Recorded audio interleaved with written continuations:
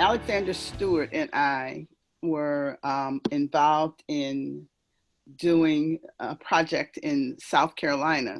And this summit was to look at what was going on in South Carolina around its race disparities or its racial disparities. And so this whole thing became, what do the stakeholders look like in Imagine South Carolina? Who should be invited to the AI Summit? And so, of course, the backstory in the program is that all of the folks who have a history of being stakeholders or leaders or advocates or community leaders certainly expected that they should be invited.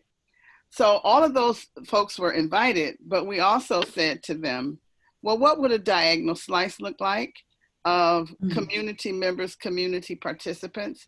And if we go with one of the things I know about and how I love appreciative inquiry is every voice counts, all voices in the room, every voice deserves to be heard.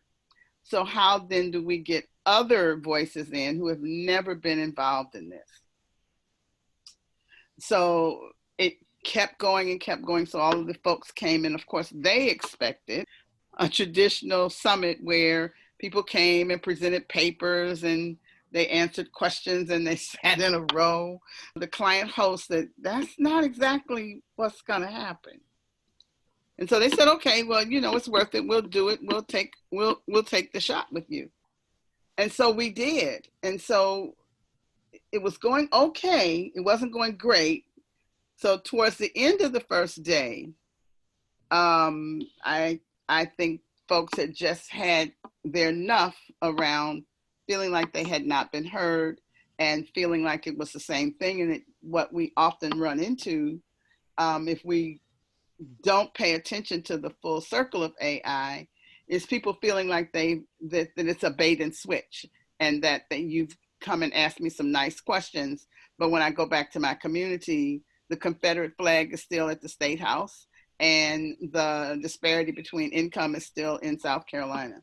So there was a small uprising emerging, and Alex and I were looking at each other, and we were thinking, now we believe in this, and how can we impart that belief, that passion to this group of people who are from all parts of South Carolina. So it's white South Carolinians who were slave holders, Black South Carolinians who were enslaved, sharecroppers, farmers, small business, community advocates. And so they're all in there around race relations in South Carolina.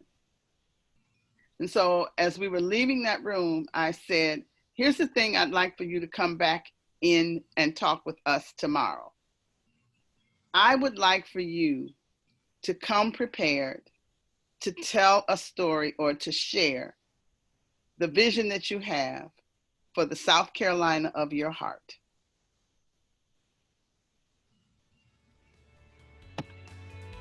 Game changer. Absolute game changer. They came back the next morning and it was an amazingly different crowd when they started talking about the South Carolina of their heart. And they all recognized that they were deeply rooted in South Carolina. They had deep roots in South Carolina, and they had great hopes and wishes for the South Carolina of the future. But they were, they were in very different places around where they were at that moment. They came to do battle. The upshot of all of this is they took the Confederate flag down from in front of the State House.